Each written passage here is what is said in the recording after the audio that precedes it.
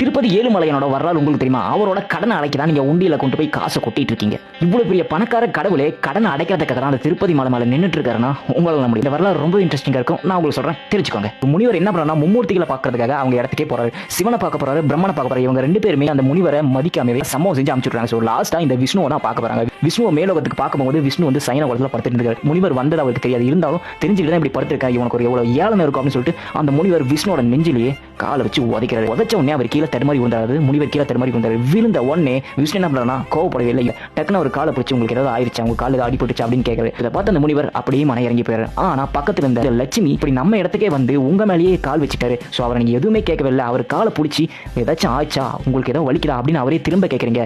என்ன சொல்றது எனக்கு தெரியல அப்படின்னு கோச்சிக்கிட்டு பூலோகத்துக்கு போயிடறாங்க. பூலோகத்துக்கு போன தன்னோட மனைவியை பார்க்கறதுக்காக விஷ்ணுவும் கீழே போறாரு. கீழே போய் தேடி பார்க்கறாரு. அப்ப என்ன பண்ணா ஒரு புற்றுக்குள்ள ஓய்வு எடுக்கிறதுக்காக தங்கி அங்கே இருக்காரு. ரொம்ப பசியா இருந்தது. ஸோ அவருக்கு எந்த சாப்பாடுமே கிடைக்கவே இல்லை. அப்ப இந்த லட்சுமி என்ன பண்ணாங்கன்னா அவருக்காக ஒரு மாடை அனுப்பி வைக்கிறாங்க. அதாவது ஒரு பசுமாடை அனுப்பி வைக்கிறாங்க. அந்த பசுமாடு கரெக்டாக அந்த புற்றுக்கிட்ட நின்று பால் அப்படி அந்த புற்று வழியா ஊத்துச்சு. விஷ்ணுவும் அந்த பாலை குடிச்சிட்டு தினமும் பசியா இருந்தாரு. ஆனா ஒரு நாள் அந்த மாட்டோட ஓனர் வந்துட்டாரு. பசுமாடு என்ன சம்பந்தமே இந்த புத்துல போய் பால் ஊத்திட்டு இருக்கு அப்படின்னு சொல்லிட்டு சந்தேகப்பட்டு அந்த மாடை அடிக்க போனார். அடிக்க போகும்போது அந்த மாட்டுக்கு எது ஆகும்னு சொல்லிட்டு விஷ்ணு வெளியில் வந்தப்ப அவர் மேல காயம்பட்டுறது. காயம்பட்டு ரத்தம் ஊத்த ஆரம்பிச்சிருக்கு. இந்த காயத்தை பார்த்து பகுலதேவி அப்படிங்கிற ஒரு பெண்மணி என்ன பண்ணா அந்த விஷ்ணுவை கூட்டிட்டு போய் அவங்க ஆசிரமத்திலேயே வச்சு ஆரம்பிக்கிறாங்க.